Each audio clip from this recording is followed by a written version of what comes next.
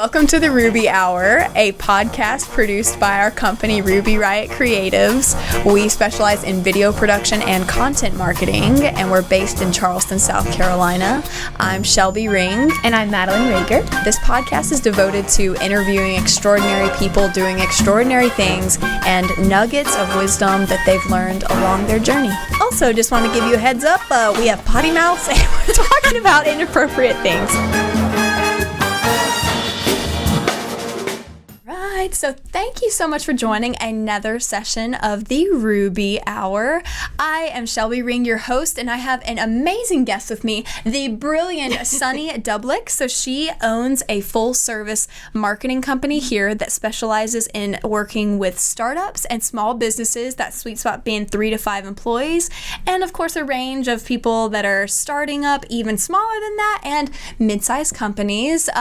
But oh my gosh, Sunny, so I have to say that we connected the dots of I am always looking for people that have a specific wheelhouse in marketing and wanting to know, how is it going in the trenches on your end? What are trends that you're noticing and your journey of coming into the creative space that you are in? So what got you started in marketing? What was your journey? So it's a long and twisted tale. No, I'm just kidding. So originally, I'll be completely honest, when I was going to college, I had no idea what I was going to study. And my mom was pushing me, study business. In her mind, she's like, you'll make money with business, right? And I think it was like, you'll make money and you can move out eventually. Yeah. So I wound up studying business. And then as you're taking classes and kind of going through, I wasn't a finance girl, I wasn't an accounting girl, and I really kind of struck this interest in marketing because of the creative aspect of it. So growing up, I always loved to paint and draw. I still to this day am an artist, and I think I wanted something that could really apply that kind of visual aspect of things to the psychology and the science behind things. And so I was lucky enough that I was able to study in Rome, and I studied fashion brand marketing, which is awesome. Yeah. Oh, it was so cool. My gosh. But when I was there, it really just kind of struck a chord with me of just seeing all of these different designers and how they were able to really reflect their brands and bring them to life. And I got more into the idea of I really want to work with branding. I want to be the person. In my mind, I was going to be CMO at this major company. Oh yeah. And really, kind of help them advance their brand. And then obviously you graduate and life doesn't kind of take that turn. Yeah. But regardless, it definitely was something that I had a big interest in. And luckily for me, I found an internship just out of a little bit in college and then a little bit out of college that was a sensorial branding firm. The owners I'm still really close friends with. They're great guys, but they definitely gave me my first shot, which was awesome. And from there, kind of bounced around trying to find my place. I think at first I was really gung-ho, I wanted to work in an agency space. Yeah. It just sounds so cool, right? It sounds fancy. It sounds very fancy. And I went to really big agencies. I went to really small agencies. I went on the client side and then back again. And I'll be completely honest, I just never found a situation where I was completely happy. I still loved the part that I loved about marketing, but a lot of times I felt like I was just kind of being more of administrative assistant, kind of paper pushing things. Yeah, implementing someone else's idea. Yeah, and I really wanted, I love, one of the things that really drives me is my brain is always racing. I'm a Gemini, it's a problem. But overall too, it's I love brainstorming. I love coming up with new ideas. And I think just for so long, I felt like that part of my brain was kind of just shut off, and it was more focused on organization and just pumping out work. And in a strange twist of events, this was about, I want to say 4 or 5 years ago, I got laid off from the company that I was working at. And I hit the panic button. I was living in Philly at the time. I was I got rent to pay. What am I going to do? Mm-hmm. And so a really close friend of mine had a very successful startup business of his own and was well, why don't you just make your own business? And I was kind of just what are you talking about? I can't just make my own business. Who does that? And it was kind of funny. He was no, you talk to an accountant, you register for a business, and then you go ahead, you build a website. You already know how to do this. You do this for everyone else. Everyone else forever, yeah. Yes. And he's and then you market yourself. I'm sure you know a ton of people that need help with, what it is that you do. And Yeah, that's kind of how Sunny Dublick Marketing was born. That's how I got here. I never in a million years thought that I would be on this journey. And again, I think like one of the like darkest days of like, oh my God, what am I going to do, is actually something that was just quite a blessing. Kind of really turned things around on its head for me, and yeah, put me in a much different direction in my life that I'm very thankful for. Wow. Yeah. And what brought you to Charleston specifically from Philly? Beach. I love the beach. Girl. And this is just like a great area. And I think one of the things, there are no and I'm sure you know this, there's no shortage of pitfalls of having your own company, but then there's also an inordinate amount of like really, really, really great bonuses. And one of the ones that I am really lucky to have is that I can really work anywhere. So I have clients in Charleston, I have clients in Philly, I have clients in West Virginia, Pennsylvania, like they're all over the board. Cool. Because as you know, kind of people just come and go and move around. And so it's really nice because I can really be anywhere, which has been a huge benefit to me. I'm a person too, like I love having that freedom and flexibility. It really just helps me feel free, you know? Yeah, you've got to have that as a Gemini. Like, yes! I need to feel like I'm not tied down. I can like explore. Yeah. Yes. And I think that a lot of times, like, I won't lie to you, like, I had one of those moments where I, like, kind of panicked and I decided I was going to take a full-time job again. I was, like, I think about a year and a half after I started my company. Yeah. I just kind of got really freaked out, like, is this sustainable long-term? Like, it's so much pressure on your own shoulders, right? And I did, and, like, I only lasted, I think, like, 3 months. And I just had this feeling, like, every day going into work, it was, like, going into, like, a prison cell. Because it was, like, I had to be here from certain times, even if I didn't have work to do. And I'm like, I'm just the kind of person, it's like, I want to take like an hour and a half lunch and then I want to work till midnight. You know what I mean? Like, I love working that. on your creativity, not just because someone told you to. Yes. And someone said something to me once that I think kind of hit the nail on the head. And they were like, because a lot of times, you know, and even these 9-to-5 jobs, they're no longer 9 to 5. And everything is like, you're connected to your cell phone. So, you know, even after hours, you're getting people emailing you, messaging you, calling you. And I remember just kind of having this thought of like, I don't know why, like I'm like, I guess everyone's doing this, but I felt very resentful of it. And someone mentioned, they're like, well, you're literally like dedicating your life to someone else's dream. And that really just struck a chord with me where I'm like, yeah, because when it's in my business and it's all on my shoulders, I'm like, I got to get this done. You know what I mean? Like, I got to hustle. I got to work hard. But when it's for someone else, and especially if I don't really feel like I'm part of that vision, and if I'm really on board with that, then it just feels like it's just a job versus a passion. So I think that's kind of where I'm a person, I think that like I need to have my own thing going on. Yeah. I've realized that. Yeah. Well, and I love that, you know, that you found that connection or that realization in yourself where you're like talk to me about you know, your creative patterns of you know, what's your take on the work-life balance? Like, what is your sweet spot? Which I feel like, as you know, whether you're a solopreneur or having a small business, it's like, you know, there's always that joke like, oh, what is free time? But truly, like, from a sustainable perspective, like, what's worked for you and your personality when it comes to balancing, you know, the demands of deadlines with clients and whatnot, and then also recognizing, like, I got to take care of me. Yeah. And I think that that's so important, and it's definitely something that like no one tells you entering into this. Yeah. I feel like I'm definitely a person, like even as far back as like high school, when you had like that group project, I was always the one that was like, last hour, no one did their stuff. Like, I'm doing, you know what I mean? Yeah. And so I think that from a young age, I developed this sense of trust in myself that like, I'm going to get this done. And even there's times when I'm like, there's no way, there's too much. I think even like it was this April, I took on a lot of projects at once. And again, sometimes it's like feast or fast, right? Yeah, that's just the way that things go. And I remember like I was working till like midnight almost every single night. And then coming out of that, it was like a very slow period. You know what I mean? Yeah. So I realized, I was like, you know, you've taken no time to care for yourself. You know what I mean? Like, I think I ate Taco Bell literally like 3 times in one day. Oh, yeah.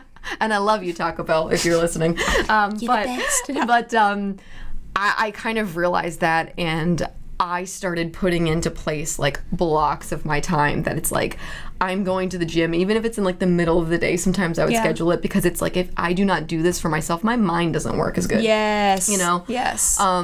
And even like I'm a big person with yoga. I'm also like an obsessive reader. Like I read like 3 or 4 books a month. I'm insane. Whoa. Yeah. I don't know. I'm a speed reader too. People make fun of me. They're like, Sunny, you're not actually reading. I'm like, I am. I just read really fast. But I found that when I take that time for myself, that I am so much better going back into it. Yeah. And so I think that, and I've also had people kind of like push me on that end too, because otherwise, and I think like you're probably of the same opinion, like sometimes you're just, I need to go 1,000,000 miles a minute until I get everything done. But when you're going that fast, you're going to crash. And I have, and it's not fun. It's not pretty. Yeah. And part of the reason is like I love what I do because you have so much more control over the projects you take, the clients you work with, right?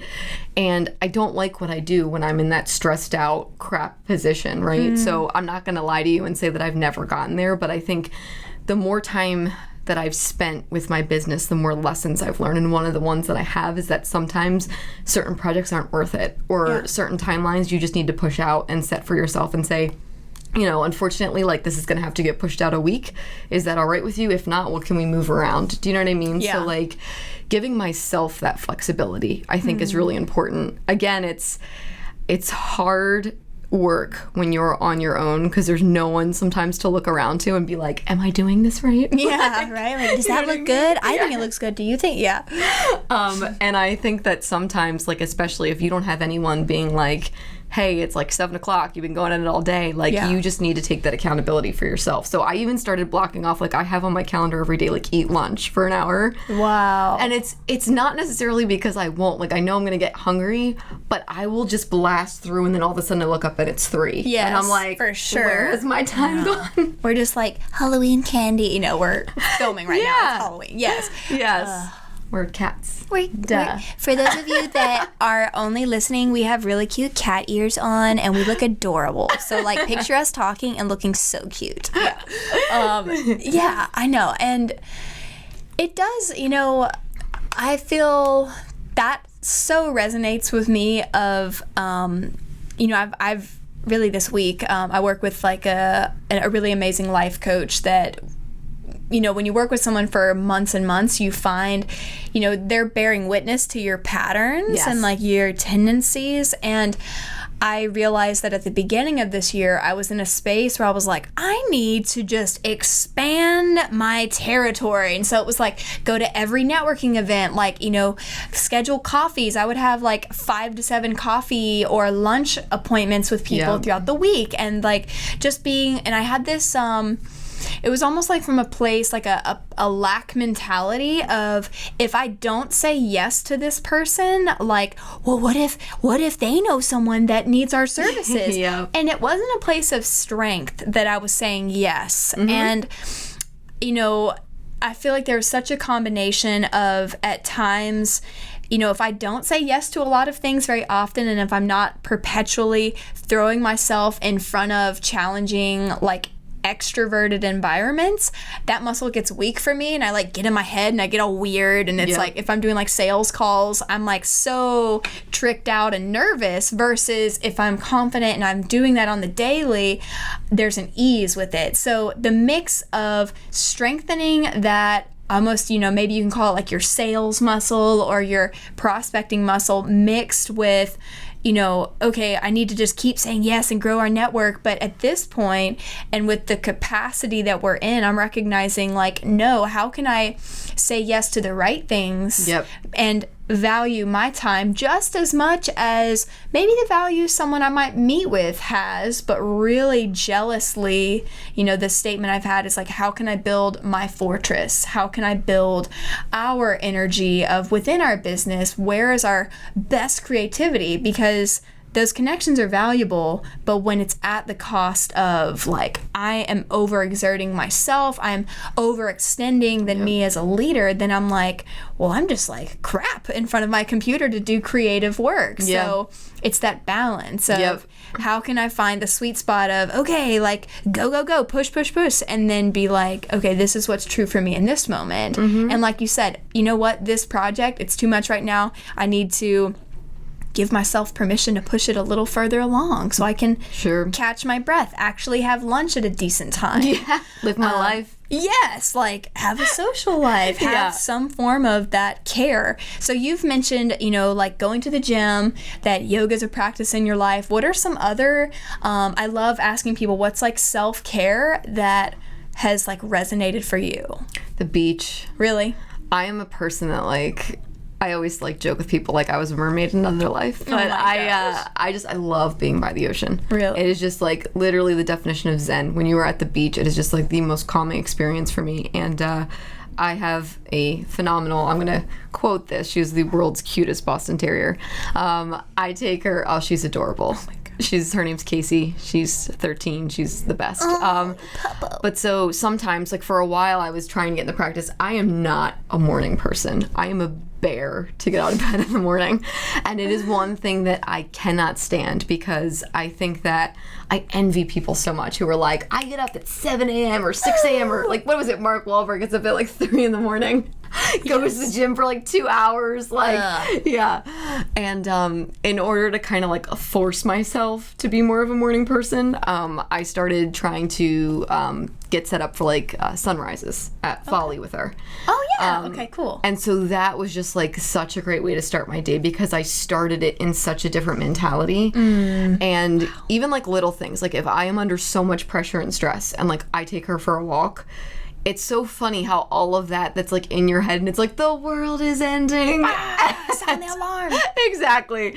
And then it's like you just, and especially like animals, because they're so just like immune to any of the like BS chaos and stress that we go through. Yeah. And it's funny, she snores too, so like she'll be in my office and like I'll be on a conference call and you'll hear her snoring.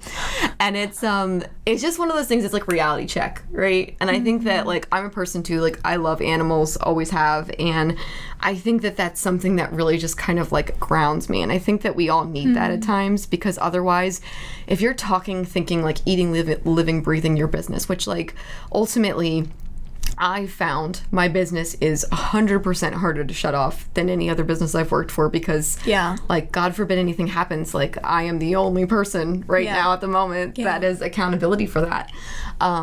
And so for me, it's like you need to find those things for you. You know what I mean? Yeah. And so whether that's like little trips, even just calling a friend, you know what I mean? Even to vent or just to talk about things. It's just like whatever works and just kind of takes you out of that zone. Because once you're out of it and you can kind of see like, okay, that really sucks, but it's all going to be fine. Yeah. Like, and I always use the metaphor, like when I'm thinking about this, I'm like, okay, I'm going to fast forward like 3 to 6 months from now. Is this going to matter? Probably not. You love know? that. Yeah, because I think that we get so caught in moments, right? And I'm definitely guilty of it too. God forbid, especially like the nature of what I do, there's like a need for perfection. God forbid, even like, so some of my clients like I work with on social, like God forbid you post like one thing, like all of a sudden it's like 20 million people could be attacking you. Yes. I once did like a typo and it was like 30 people were like outraged. So sure. it can be scary, and I beat myself up a lot about the mistakes that I make, which stinks, because you always, again, sometimes you're running so fast and you do the best you can. But I always like the biggest measurement of my success to myself, because I don't like to measure it against other people. I think that's just a waste of time. But it's like, did you literally do everything that you could? Because I feel like I'm a person that tries my hardest, and even sometimes like things fail. Everybody has that, right? Everyone has failures. And when I have those, I think my biggest question is like, was that because you weren't trying enough, or like you were just being like negligent, or like did you literally try and it was just a mistake, you know? Because that's all you can do. Yeah. You know? And I hate getting down about on myself for like the stupidest little things. Again, it's like you take that and you put it in perspective. You're like, in the great like state of everything going on in the world, does this really matter? Yeah. I try to kind of reality check myself sometimes. I have to. I mean, I feel like that is such a nugget of gold, because anybody that's going to be prone to want to be, to go for starting their own business or, scaling, especially when you're carrying the work of, okay, this matters because I have X amount of employees. And, especially in the small business space, like I can see how you probably add so much peace of mind for the people you work with, because there is that tendency of, that perfection is such a negative, but like to do your best, to be driven to, score in that best of, okay, hopefully there's very rarely, if ever, typos that ever get past you, right? Because you are representing the image of someone, but also I love that tool of being like, all right, that sucks. And was it negligent? Was it truly an accident? Look through the data of it rather than, I know I tend to be really hard on myself too, or always push. And I feel like so many women leaders, and I'm sure men as well, but, being in my own shoes, it's like, we want to do the best or be the best. And so that's gold to be able to recognize, okay, like, let's stock the facts here. What was data? Was I hungover and didn't care and I was just, or was it like, no, I literally was trying and I had a lot going on and this happened and that sucks and we're going to keep moving. That's, oh my gosh, that's amazing. So I always love to ask people that are in the digital field like you are, what do you feel like social media, we're in the end of 2019, we're spearheading into 2020, you're probably observing all of these trends and have been for the last few years. Where do you feel like people are really engaged? What are people wanting out of social media this day and age? I think it's so much more about video content and stories. Which is hard because I am someone like, in order to be super organized, like I do content for my clients in advance and I schedule that content, and now it's kind of shifting into like everything almost needs to be in real time, which can be really challenging for brands. So I think that video content, which lends so nicely to what it is that you guys do, but it's, to be honest, it's what people are looking for. I just did a presentation 2 nights ago. Yes, I'm like, where is this week gone? But at the Charleston Artists Guild, because so I'm a member there, and I'm also on a marketing committee, and they basically asked, they were saying like a lot of our artists don't know how to market their work, so can you come and give us like a tutorial of what we need to know? And I was going through the Facebook algorithm with them, and I was like, I'm really sorry for what I'm about to present. It's yawn worthy. Buckle up, y'all. It's kind of crazy. I can't really exactly put my finger on it, and then as soon as you do, they change it again anyway. But kind of talking about the content that people want to see and the content that Facebook prioritizes is mostly video. Really? And it's, again, unless it's like something that's super, super, super engaging on some kind of other format. And it also depends, like a lot of like the really big brands win in these cases, and a lot of the smaller brands don't. So there's a lot to the shifting digital sphere, and it's changing like every single day. I like even Pinterest. I don't know how many people that you work with use Pinterest. Only a couple of my clients use it, but they're transitioning into the advertising space a lot now too, which I think is interesting. Because really Facebook and Instagram have like run that space for so long. And I'm kind of interesting. We talked a little bit about like the bubble popping. I'll be interested to see, because at some point it just came out that for the first time ever, digital spending and advertising has outperformed more like traditional media, like print. Which is actually very surprising to me. I thought it would have been a while ago that happened, but I don't foresee that spend going down. But I foresee like even Snapchat now is starting to add like catalogs to their like overall offering of digital advertising. Oh my gosh. So a lot of these different platforms are starting to like wisen up to how much money and opportunity is there. So I think that maybe it's a bit of diversification too. So sorry, that's a really long answer. No, but it's so true. Like, what do you think on a practical, because I mean, I can't tell you like how many conversations Madeline and I have had of, we're, I was born in 1990, so I'm like on that cusp of now there's like the TikTok generation and whatever, and I'm like, why? I'm like, this is just the ultimate like ADD, you know, whatever we want to like cast on an entire generation of people of this short attention span thing. And, oh, well, you know, Tommy he can't pay attention in school. And it's like, well, our whole information era has turned into 3-second clips. Yeah. How do you expect them to read a book? Yes. So it's like just this fast, like, it's almost like fast food for our minds, and this like scroll frenzy and like all of that experience. But really,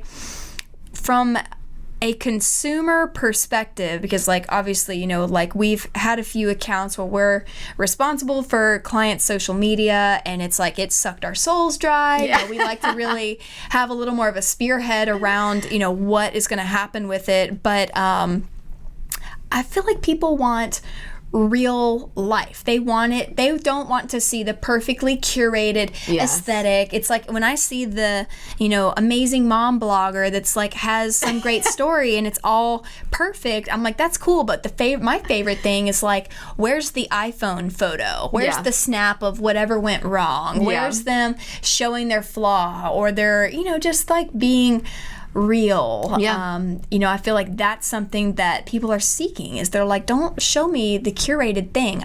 That's not what my life will ever look like.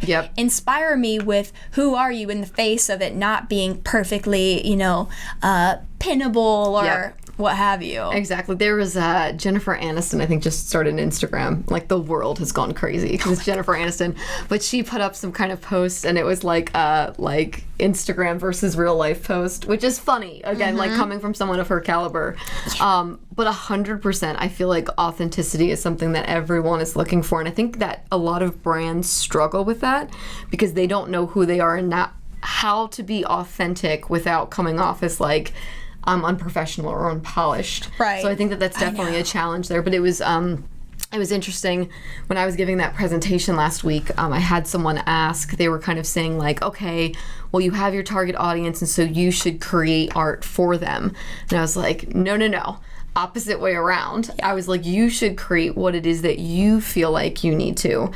And like, it's like the field of dreams. If you build it, they will come, right? But 100%, I think that the more almost every like successful influencer, blogger, all of that has started that shift of like, now all of a sudden the posts aren't like hyper filtered and all of this, and they're moving towards like, this is how it actually is, and like, this is my process for getting this together. There was something, I am shameless with some of like the BuzzFeed articles that I read, but there was one of like the top European destination spots, and it was like Instagram expectation versus reality, and like showing how extremely crowded they are and like all of that. But I mean, some of these things that you see, like, again, it's built almost this fantasy world for people. And mental, like, health wise, there's been a huge pushback, and I don't know if it's definitely going through, but like the latest I heard was that Instagram was going to remove likes because they didn't want people to like think that that was a measure of their success. Which I kind of love. I love that. Because I think that, I mean, in marketing, you always like tell clients that's a vanity metric anyway, right? But I think, because there's people creeping for days. Don't get me started on the creepers. But I think it's true. I mean, I think I've always said that, like, when I have kids, like, I never want to see them on social media because I don't want them to think that that is. I think that a lot of people are now posting things like, God, you go out to dinner and like people can't even enjoy their dinner without taking pictures of it. And it's funny because like I do social media myself, but I've actually been on a social media hiatus for my own personal account. And I've told people, I'm like, it just doesn't make me feel good about myself. You know what I mean? Like, I see why it makes sense for brands and for marketing purposes. But me personally, I'm just like, man, like, I want people that want to interact with me to like call me and be like, hey, how you doing? You know what I mean? So that's kind of where I'm at. But, you know, I guess we'll see. So I feel like people that are in the space of having to manage social media, I mean, I can only speak for myself, but it's like, yes, like you know, and we just had a good friend of ours that is a filmmaker, and he realized that this whole frenzy of the like FOMO, it didn't happen if you didn't take a picture. Yep. And like, you know, he referenced like he went on a trip to Italy and like brought all of his gear and was like, and found himself getting worked up in a tizzy of, well, I gotta make a recap about this, gotta use it for my portfolio. And it's like, when does work ever turn off? Yeah. You know, and putting it away. So it's like the gift of seeing, like, you know, where when you're in the space of like tracking and understanding, somebody told me, it's one of my friend's weird boyfriends. He's like weird esoteric, but he was like, when something's free online, you are the product. And I was like, well, that's interesting. What? But he was like, anything you ever post onto Instagram, onto Facebook, you are the product. You are the reason your friend would join, because they want to keep up with you and they post to keep up. And so we are like freely giving, like we're what keeps the machine going. That very concept of FOMO, of I have to do this. I have to keep up with it used to be called keeping up with the Joneses. Now it's called FOMO. Yeah. So or it's Kardashians. like, yes, and it's like being able to just step away and be like, oh wait, like staring at this like 3x5 index card of a, you know, data black hole of Insta content. Yeah. It's like, turn it off, go for a walk, and look at some people in the eyes. Yeah. You know, that's real connection. And this whole social media has so disconnected, especially, you know, I feel like the generation right underneath mine, you know, like through the years, I've brought on maybe 6 or 8 other videographers, and I've trained people or done College of Charleston interns. And the biggest thing that I've looked for is like, it's so hard to find people the limiting belief that I have is that it's really challenging to find young people today that know how to walk into a room, eye contact, shake your hand, and can hold a conversation. And like, you know, gotta brag on my girl Madeline over here. It was like, you know, she so stood out to me that it was like, where did you come from? How do you have such great air of making someone feel comfortable, being able to keep a conversation going? That grace that used to be social etiquette, and we've replaced it with social media. Yeah. And so I think that this whole trend of, you know, the like influencer bubble and whatnot, I just think that as consumers, and as, you know, I can only speak as a woman, I haven't been a man for a while, but like, you know, to be able to be like, you know what, this doesn't make me feel good, or like our brains are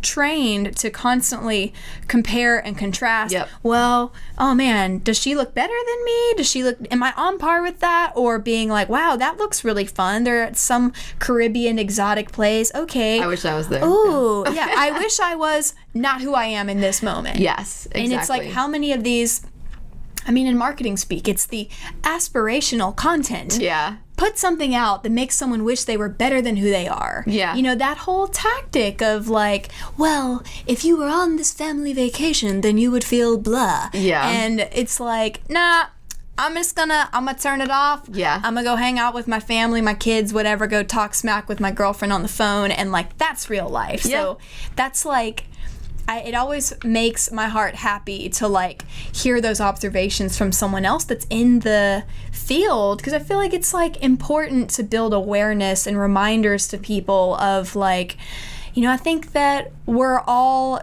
getting tired of the comparison, of the keeping up with the Joneses, if you will, of the like modern social media age, and that, you know, how can we reconnect with just being fully present with our family? And what if we journaled our positive experiences rather than took a picture of it and showed it for other people? Like, what's the why behind, you know, I had, bless one of my girlfriends, her mom was pressuring her into being a part of this big sporting event. Come, bring your husband, do all these things.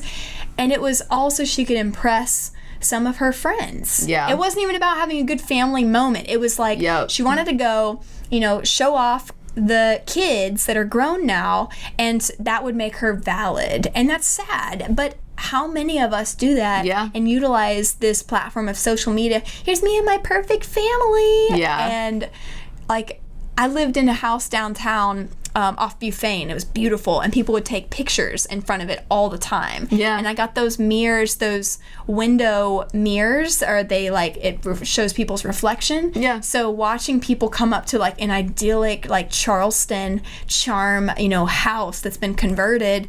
But I would watch these moms come up. They would like make sure they looked really perfect. Whatever. They like straighten their kid up, and they'd be like, "Get over here! Get over here now! Put those rocks down!" And then they'd be like, "Smile!" And they'd be like, "Oh, like perfect family!" Yeah. And she'd be like, "Drop that! Drop it right now!" Like total monster. But then pause to take the perfect selfie and be like, "Oh my gosh! Like mommy son time! Like love Charleston!" Hashtag. And it's like my little angel. Oh, Yeah, I mean, it's like I wish I had like a hidden camera, but it's like, how can we create that action to bring us back into reality? Yeah, I think so. There's I'm such a nerd this way, but I love to quote books that I've read because I keep like a list of all my favorite quotes. But there's this book called The Tiger's Wife, and there's one point where like something crazy happens to the main character, and she's talking, I think, to like her grandfather or someone, and she's saying that like, oh, I have to tell X, Y, and Z, and he's like, and if you do, this moment no longer belongs to you. And I think that just like when I like at times like I start thinking about that because there's times when I'm like, oh my god, like this outfit looks awesome, like I am on point today. Yes. And I'm thinking about like, oh, like I want people to see this, but then I'm like, you know what, like what if like just I think it's like a self-satisfaction thing of like, what if it's just like you being like, yes, like this is good, this is cool, you know what I mean? Wow. And I think that like too, like with time, I've definitely like gotten to that point where it's gotten easier because I think before like there was a ton of pressure to like, I don't know, just like I guess make people like see like how great your life was, even though sometimes it's like you're posting pictures and like you said, it's like, here's this like great picture of like us at like, so and so bar, and then it's like later that night I was, so and so got like sick and threw up and was laying in a pile of trash in the parking lot. Yeah. So it's one of those things that I think just like over time I've just come to realize I'm like, I don't need anybody's like else's like approval with things. And what I've done for myself, so like for purposes of my business, I do have a Facebook account that like talks about marketing stuff. Yeah. And then my art business, I have an Instagram account. But my secret there is that I've only followed other accounts that inspire me. Oh. So that when I do like scroll through my feed, it's just like artists I love or tutorials that I love. And I don't feel like I'm going to look through and like see all of these things that just like fill my mind with other clutter. Yeah. Like for me, when I'm in that space, it's just about like inspiration and creativity. And so like, again, like I don't think that that's wrong for anybody to do. It's kind of like a weird, I agree with you. Like I almost feel bad kind of for the next generation. There was this stat that it's like the millennial time span is like 8 seconds and Gen Z is around 4 because it's like you're just bombarded with so much information, right? Yeah. And there's again so much pressure for you to like put out your own content and be a part of this giant, you know what I mean? Yeah. To stay, quote, relevant. Yeah. Yeah. Whatever. I don't care if I'm relevant. Yeah. I want to be irrelevant. Yeah. Well, and even like, I love, like, the purge of the social media thing of even being like, if someone's content triggers that moment of, you know what, like this is taking me out of my center. Like I similarly did the same thing where like I have been gifted with premature ovarian failure, and so it's like I genetically was born without eggs, and the journey I've had with that and the challenge of all my friends my age are popping out babies, they sneeze the wrong way and they get pregnant, right? And so it's like the processing my own journey, my own grief, my own, full spectrum of acceptance of myself and my sexuality of, okay, how am I whole? What does that look like for me? Am I less than because I don't have these genetics, or is it separate from that? And so I had to go through a time of unfollowing friends that maybe I grew up with or what have you, where it was just babies, or like baby bump pictures or any of that. Because it just, I hear you. Yeah. It wasn't serving me at that time. It wasn't something that brought me, I didn't feel better after picking up my 3x5, technology wormhole. Yeah. So it was like, that's so powerful. And I feel like if people, because I can already hear like some of my girlfriends where like, you know, we've confided in things like this, I can already hear them be like, well, I don't want to offend whoever if I like unfollow them, if I don't, you know, what if they see I'm not following? And I think it's to be like, give yourself permission to take care of you. You're not following them for their behalf. Or if you are, maybe you should look at that. And, you know, but it's like it's a level of self-care translating into the digital space that we all, you know, live in. It's a part of our day in, day out. I once I unfriended someone because it was like I hadn't talked to them in like 10 years, and I was like, I'm probably never going to see them again. And there's like, I guess, someone on Facebook where you can find out who defriended you. And they messaged me. Oh my god! And they were like, you defriended me. They were like, and it applies, they think it applies to real life too. Yes, but it's like, we're not even friends. And like, again, I think that it's so easy to get caught up in like what is fake and what is real is actually like what's going on here and now. And I think that that's really important to remind ourselves all of the time. I think that that's been really important too for like going back to just self-care. Like for me, because like same thing, like I would go through and I remember the feeling of just like honestly being like, A, I wasted my time, and B, this just doesn't make me feel good. Like even though like a lot of these people that I'm connected to, like I love and everything like that, like nothing here is like pepping up my day. You know what I mean? If anything, it's just like all right, like back to the grind while everyone's in Italy and Spain. Right. And, you know what I mean? Someone's eating a good cheeseburger right now. Yeah, exactly. What am I doing with my life?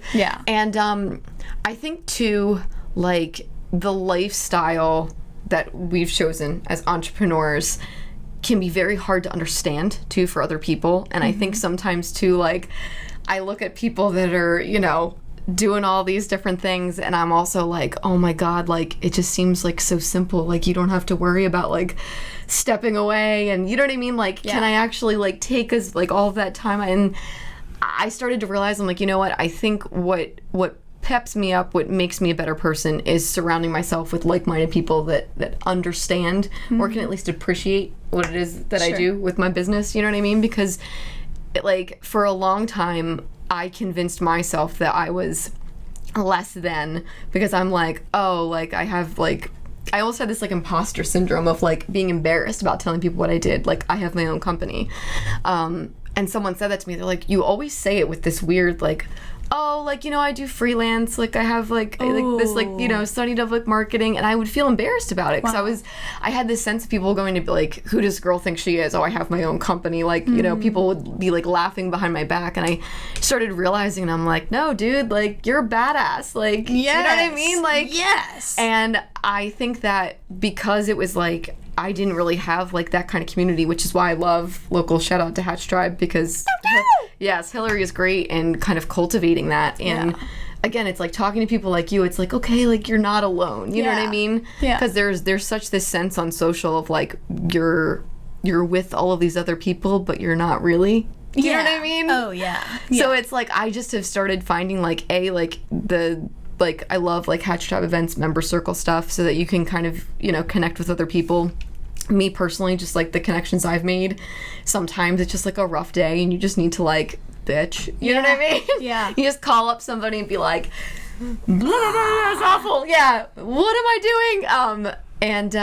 And even like just like having those people in your lives, like legit connections, where people that when you're down, like there's been, I can't tell you, like there's so many times when like I'll just spiral and I'll be like, is this sustainable? Like I'm 33 years old and like what am I doing? Yes. And you know, having those questions and literally like needing to be talked off a ledge, but just having those people there that understand and are like, you keep going, like this is part of your growth process, you know? So no, it's like surrounding, it's that like-minded thing of otherwise, if you don't have people in your life that get the entrepreneur space or, you know, being, the scaling element of it. And like I heard this thing, and I just worked with my life coach around like redefining this, but I heard this theory that you've got, if your life was a stove and there's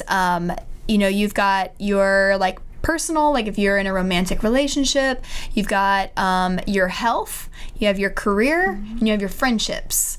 And this limiting theory is that you can only be really great at 2 of those at a time, and the other 2 go on the back burner, or they maybe take a little bit of a hit. And I was like, no way. And I have recognized that the way I've set myself up, and I'm really evaluating, is, if I'm going balls to the wall with my business, and then maybe I come home and, my partner, he gets like some of the scraps of what's left over, or, it's like my friend world might be like totally, I might perceive I'm like, being negligent of my relationships. Sure. So it's, I am choosing to like restructure that, to recognize I do have the capacity to find balance. And I think that the 4 burner thing, it's like we tend, if we're not conscious about it, so we go balls to the wall, and then other things suffer. There's always a hit. But I think that is the journey of, being an entrepreneur, or being just a trail blazer. And even if you do work for a company as well, that it's that art of balance and the self-care of when I put my oxygen mask on, that I'm able to bring that fresh air and support to my relationships, to my friendships, to, my clients as well. And of course, to yourself of, when you take that time and go to the beach and, have your feet in the water, or like walk with your pup, it's that, okay, I'm seeing the forest for the trees. I'm coming back up. I'm good. Like it's like, that's the beauty of the journey, is that if we just magically rolled up and we were like, oh yeah, self-care, I got it like sectioned out. I have my lunch every day at like 11:30 a.m. and it's all good. It's like that, it is a sweetness. It is. You know what it's like to be like, oh, I'm crashing and burning, or being like, okay, like, this week felt good. I want to celebrate the balance. And no, it's such a journey. That's one thing too that I think is like so important, and I forget who was talking about this, but like celebrating your successes. Because when you're like a lone ranger, you know what I mean? You're like truck. Yeah, like I had this awesome project that I did yesterday. Really, really, really cool company, and if he listens to this, I hope he's not upset by this, but like it was the first time I was doing a project like this. And I am just the kind of person where it's like, I'm gonna give it all all I got, and I'm gonna go for it, and I'm gonna hope for the best, and you know what I mean? And 9 out of 10 times that's paid off. There's been like a couple of times I'm like, got a little over my head. I've always finished what I started, but I a little over my head.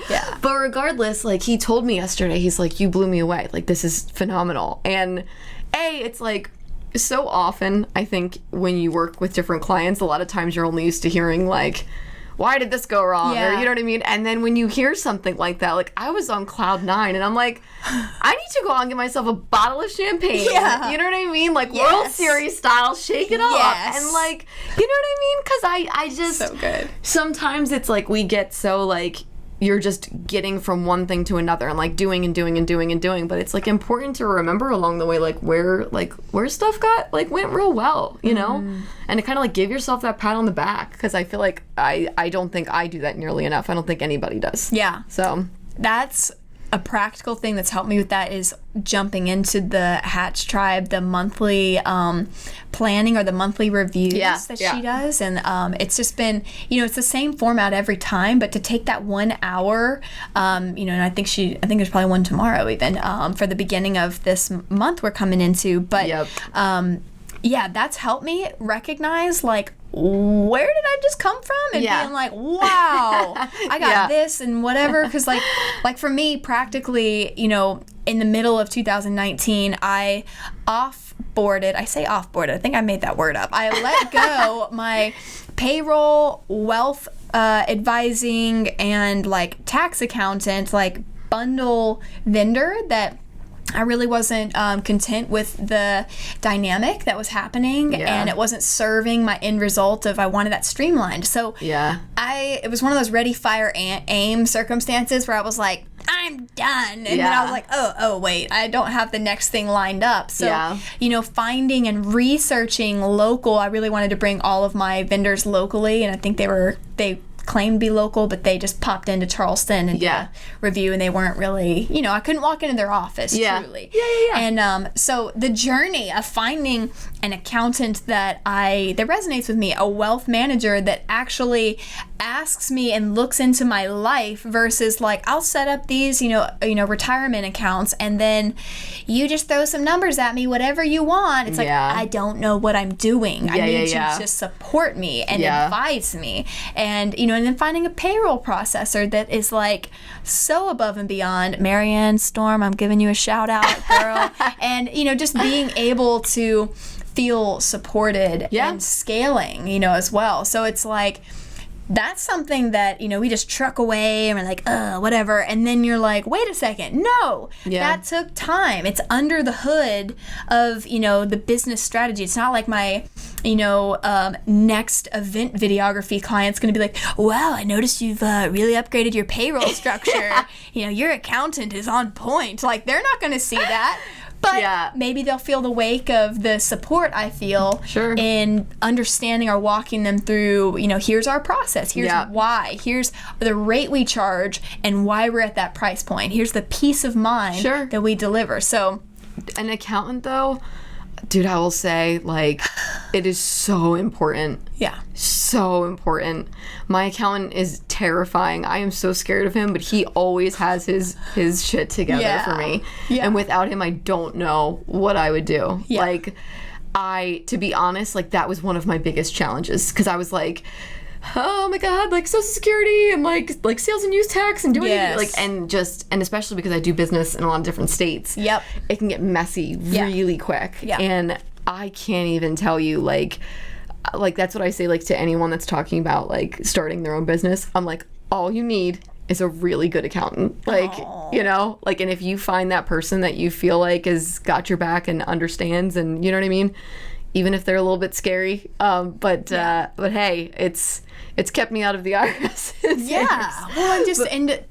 I just think that any great vendor, at the end of the day, what they're providing usually is peace of mind. Yeah. And, it's like when we come and cover an event, it's like you pay our premium or, for whatever service because it's going to be done well. It's like that's what you ultimately hope to support your clients with. So, exactly, having that accountant. I just got an amazing bookkeeper that actually helps me understand, and like Madeline heard me on the phone the other day. I was like, I need you to break down like this P&L statement. Yeah. What does that mean? What does this mean? And I think that it's maybe it's daunting for some women that are like, well, like I had the hardest time for quite a while feeling like I had a legitimate business. Yeah. And it was like until I cleared a certain threshold, then I was like, oh, now people can take me seriously. But like that imposter syndrome of, it's like I used to think, oh, well, I'm a small fish. Like my accountant, I don't want to take up their time. Yeah. And it's like, fuck that. I'm charging, like they are taking money out of my account every month to be like on standby. I'm going to ask some questions. Yep. So it's like that value of recognizing for yourself that if you have vendors that can help you create peace of mind of understanding like what is happening in the day in, day out of your business. And I'm of the belief there's no such thing as a dumb question. And if you work with a vendor that makes you feel like dumb, you asked something dumb, maybe they're the dumb you shouldn't be working with. Yeah. No, I agree. It's like that is so crucial to like, as you said, it's like if we're creatives, and I feel like so many, especially women in Charleston, where they do have a creative, innovative thing they want to bring to the table in their form of art or production, that it's like we do hire people that have maybe a technical background so that we can be supported doing what we do well, which maybe it's more people oriented, or if it is like a physical good or, what have you. So, it's like surround yourself with a bunch of whizzes. Yes, whiz kids. And like two things I want to say to that. I like to refer to that as like your inner Regina George talking. Ooh.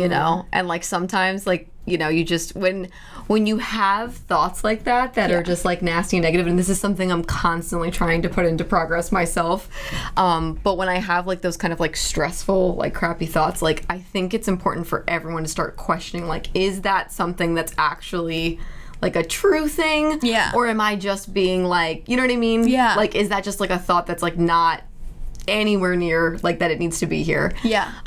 But B, yeah, I mean, 100% like surrounding yourself with good people. I am lucky. I have a really great tech guy. Shout out to Rob at TechSwift. He is a local tech company. But I mean, computer problems are the worst. And like every time I've had an issue, like, thank God for him, because I don't know where I would be. And then, yeah, my accountant has just helped me so much to be like, I mean, he kind of just comes, like, I give him everything, he comes to the table, and he's like, here's X, Y, and Z. And to be honest, I don't ask a lot of questions. Yeah. Because I think it's just one of those things where it's like, whew. Yeah. You're like, you just tell me what Tell me what I need to pay you. Yeah. Yes. But it's so important to have those people. I completely agree. And just to feel that support, too. Like we talked about earlier, like even like that network. I think that's just like a really integral piece of, you know, owning the business world. Yeah. Like a Sunny, boss. this has been amazing. How can people get in touch with you to follow up, to learn, you know, any more around marketing, any of that information? Where can they find you online? So they can find me at sunnydublick.com, Dublick, and sunny like the weather. SUNNYDUBLICK.com. There it is. Sunny. And then social, are you? Yes, I'm on Facebook, Sunny Dublick Marketing, same. And then also on LinkedIn. So just find me there. Boom. Yeah. Awesome. That'll be in our show notes. And for those that have listened along, thank you so much for engaging. For our viewers, as always, thank you so much. Please be sure to like, subscribe. If you have any further questions for Sunny, write them in the comments and we will do our best to circle around. And as always, I hope that you live a life filled with passion and that today you create a story worth telling. Cheers.